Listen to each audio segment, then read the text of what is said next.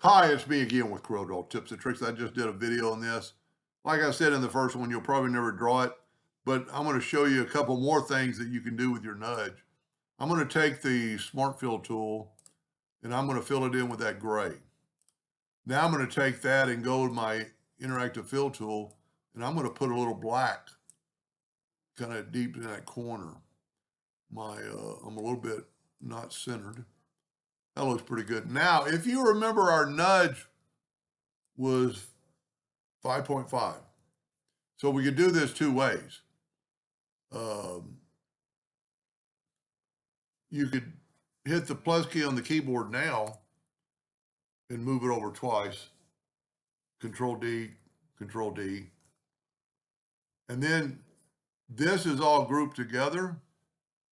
So you could select this and Control G to group, Control D to duplicate, and nudge it.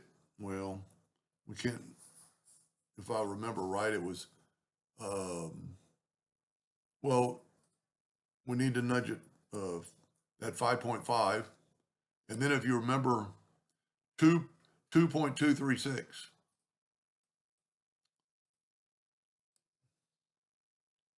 With nothing selected, 2.236. And then nudge it down. Got the wrong one.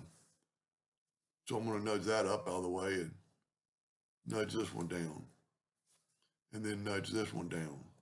Now that we've got, well, I need one more. Well, just for the video, I'm going to call that good.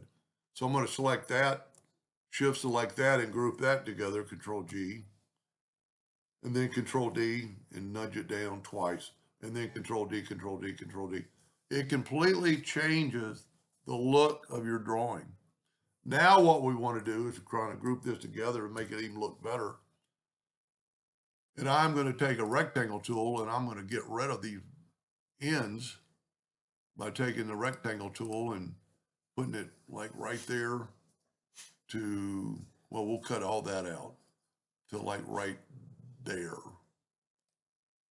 And then we're going to use the intersect tool to select it all and go intersect, and you have that pattern now.